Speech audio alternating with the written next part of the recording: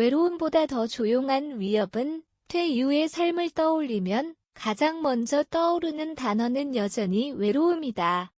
사람들은 직장을 떠나고 명함을 내려놓는 순간 사회와 단절된 고독한 노년을 상상한다. 하지만 실제 은퇴자들의 이야기를 들어보면 감정의 결은 조금 다르다. 생각보다 외롭지 않다고 말하는 이들이 많다. 가족과의 연락은 이어지고 이웃과의 안부도 있다. 스마트폰 하나로 세상과 연결되는 시대이기 때문이다.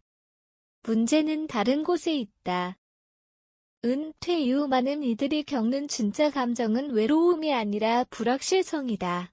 불확실성은 눈에 잘 띄지 않는다. 누구와도 비교하기 어렵고 당장 말로 꺼내기도 애매하다. 오늘 하루는 그럭저럭 지나갔지만 내일은 어떨지 모르겠다는 막연한 불안이 쌓인다. 돈이 얼마나 남았는지보다 이 돈이 얼마나 오래 나를 지켜줄지 알 수 없다는 점이 사람을 잠 못 이루게 한다. 몸이 아픈 것은 아닌데 언제 아플지 모른다는 생각이 마음을 갉아먹는다. 은퇴 이후의 삶은 이렇게 아직 오지 않은 문제들로 가득 차 있다. 외로움이 사람을 울게 한다면 불확실성은 사람을 조용히 마르게 한다. 은퇴는 끝이 아니라 구조의 붕괴다. 은퇴는 단순히 일을 그만두는 사건이 아니다. 그것은 오랫동안 유지되던 삶의 구조가 한꺼번에 사라지는 순간이다. 직장은 수입을 제공하는 공간이면서 동시에 시간표, 인간관계, 사회적 역할을 함께 제공해왔다. 매달 월급이 들어오는 날짜, 출근과 퇴근의 리듬, 회의와 약속이라는 일정은 개인이 삶을 예측 가능하게 만드는 장치였다. 은퇴는 이 모든 장치를 동시에 제거한다. 과 거에는 은퇴 이후에도 가족이라는 공동체가 삶의 불확실성을 흡수해 주었다. 대가족 안에서 노년은 비교적 명확한 위치를 가졌다. 그러나 지금의 은퇴자는 다르다. 1인 가구로 노년을 맞는 사람이 빠르게 늘고 있고 자녀와의 물리적, 정서적 거리는 멀어졌다. 혼자 사는 삶 자체가 문제가 되는 것은 아니다. 문제는 혼자 감당해야 할 결정과 책임이 지나치게 많아졌다는 점이다. 외로움은 관계가 부족할 때 생긴다. 반면 불확실성은 기준이 사라질 때 커진다. 언제 병원에 가야 하는지, 얼마를 써도 괜찮은지, 지금 이 선택이 5년 뒤를 망치지는 않는지 스스로 판단해야 한다. 은퇴 후 불안이 커지는 이유는 감정의 문제가 아니라 구조의 문제다.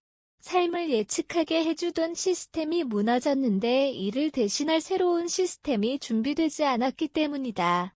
왜 외로움보다 불안이 위험한가? 심리학자들은 외로움을 비교적 명확한 감정으로 본다.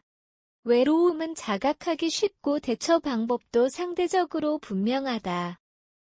사람을 만나고 연락을 늘리고 공동체 활동에 참여하는 방식으로 완화할 수 있다.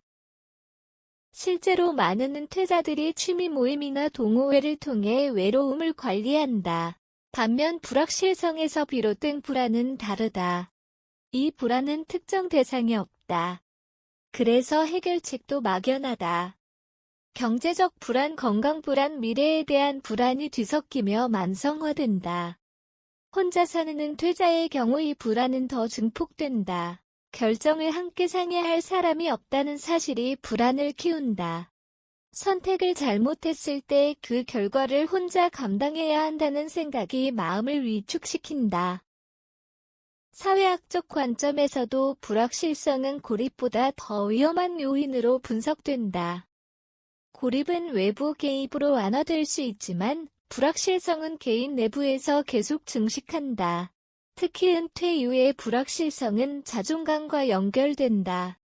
더 이상 역할로 설명되지 않는 자신을 마주할 때 사람은 쉽게 스스로를 불안정한 존재로 인식한다.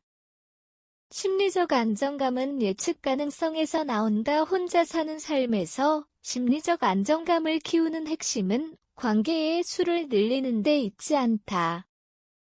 오히려 삶의 예측 가능성을 회복하는 데 있다.